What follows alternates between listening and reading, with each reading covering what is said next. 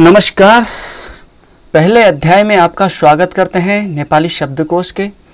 तो आज के इस अध्याय में हम सीखेंगे नेपाली शब्दकोश, क्योंकि नेपाली शब्दकोश के बिना या फिर किसी भी भाषा के शब्दकोश के बिना उस भाषा में महारत हासिल नहीं किया जा सकता है।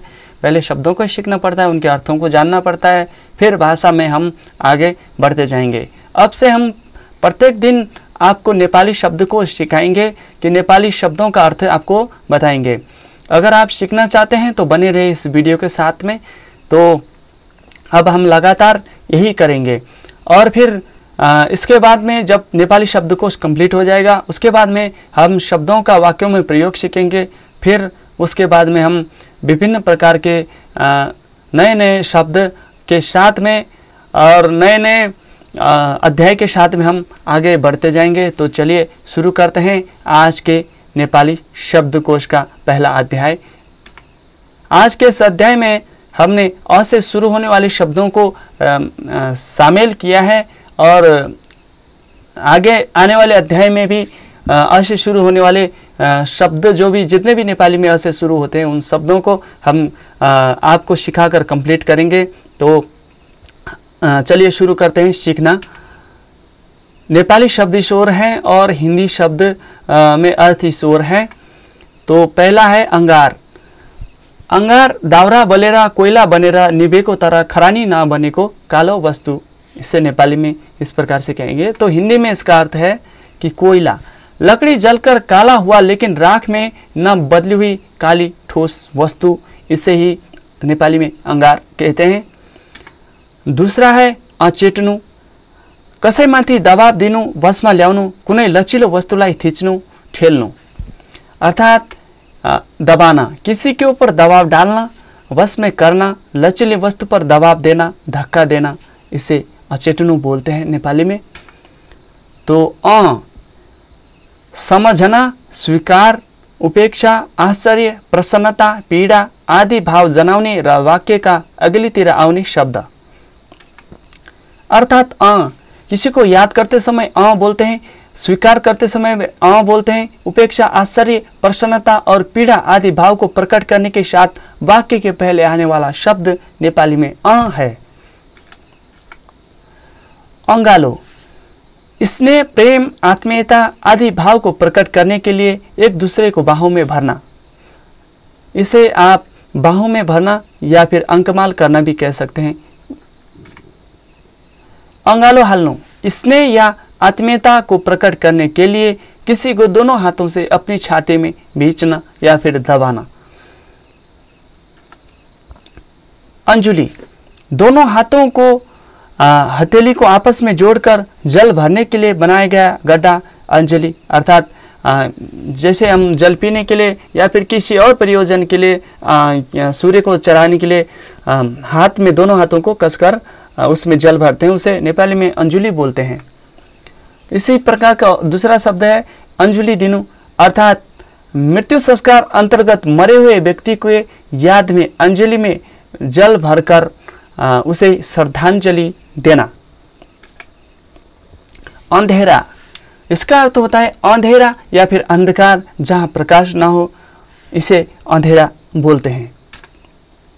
अंधिया, साझा खेती करने पर आधा जमीन के मालिक को तथा आधा खेती करने वाले को फसल बांटने की परंपरा ही अंधिया कहते हैं नेपाली में। अर्थात जैसे किसी किसान के पास में ज़मीन नहीं है और किसी के पास ज़मीन है तो वो खेती नहीं करता है, तो जो खेती करता है किसान वो उससे ज़मीन लेगा, तो इसके एवज में आधी फसल ज़मीन के मालिक को देगा और आधी वह खुद रख लेगा। इसे नेपाली में अंधिया बोलते हैं।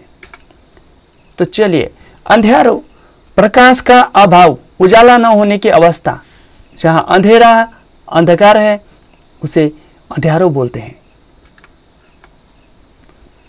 अंश, भाग, हिस्सा, खंड, धन संपत्ति का हिस्सा, चंद्रमा का 16वां हिस्सा। अंश बंटा, संपत्ति बांटना, भाई भाई के बीच अपने दादा पिता परदादा की संपत्ति बांटने का कार्य या फिर पैतृक संपत्ति भाई भाइयों के बीच में बांटने की प्रक्रिया। अंशधर, किसी उद्योग व्यापार या कंपनी में अपनी पूंजी निवेश करने वाला व्यक्ति या निवेशक या फिर साझेदार या फिर हिस्सेदार या फिर शेयर होल्डर भी कह सकते हैं इसे। अंशु, सूर्य का किरण, प्रकाश या ज्योति, सूर्य का उजाला या बिजली के बल्ब से निकलने वाली किरण। अंश पत्र, वह पत्र जिसमें कंपनी के शेयर धारकों के व्यक्तिगत हिस्से का ब्यौरा हो, शेयर पत्र। अंशियार या फिर अंशियार, पैतृक संपत्ति का हकदार, अंशों का हकदार। जैसे किसी पिता का बेटा उसका अंशियार होगा क्योंकि उसके बेटे को अपने पिता की पैतृक संपत्ति पर पूरा हकदार है, वो उसका हकदार है, इसे अंशियार बोलते हैं। अकबर, मध्यकालीन भारत के मुगल वंश के एक प्रसिद्ध शासक। अकबरी, अकबर जैसे उत्तम या उत्कृष्ट कार्य करने वाला फिर उत्तम। अकबक, दुविधा में पड़ जाना, क्या करना है ये निर्णय ना ले पाना। अकबरे, एक प्रकार की तेज गोल मिर्च जो कि खाने में बहुत तीखी होती है। अऋणी, जिसके ऊपर कर्ज ना हो, कर्ज मुक्त या फिर उऋण, या फिर जिसके ऊपर अभी तक कर्जाई ना हो या फिर जिसने कर्जाई चुका दिया हो। अकंपन, स्थिर हिलने डुलने वाला ना हो, कंपन ना होने की अवस्था, इसे अकंपन बोलते हैं। अकमक, किसी बात को न समझकर, कोई कार्य की जानकारी ना होकर, किंग कर्तव्य विमूढ़, कोई भी कार्य क्या करना है ये फाइनल निर्णय ना ले पाना। अंगूठी, पत्थर या रत्न आदि जड़ित सोने या चांदी का अंगुली में पहनने वाला छल्ला। अंगीठी, आग सेकने के लिए बनाई गई मिट्टी या धातु की बर्तन जिसे उठाकर कहीं भी ले जाया जा सकता है, जिसके ऊपर लकड़ी डालकर या फिर कोयले डालकर जलाया जा सकता है। इन शब्दों का अभ्यास करें, अपने कॉपी में लिख लीजिए, प्रतिदिन अभ्यास कीजिए। समझ में ना आने पर फिर से वीडियो देख लीजिए। हमने आपके लिए नोट भी बनाया है, नीचे डिस्क्रिप्शन बॉक्स में जाकर डाउनलोड कर लीजिए और अभ्यास कीजिए। चैनल को सब्सक्राइब कर लीजिए ताकि ऐसे ही और भी वीडियोज जो भी हम यहाँ से अपलोड करें वो आपसे मिस ना हो और नेपाली भाषा आप सीखें अच्छे से। फिर भी आपको कुछ समझ में ना आए तो कमेंट में आकर पूछिए।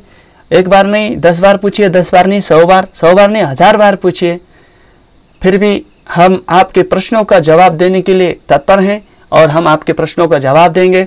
जो भी नया शब्द हो या फिर कोई भी आप कुछ भी पूछना चाहते हो वाक्य, वो कमेंट में आकर जरूर पूछिए। और इस अध्याय में जो भी आपको समझ में ना आया उसका भी आप पूछ सकते हैं। तो आज के इस अध्याय में इतना ही।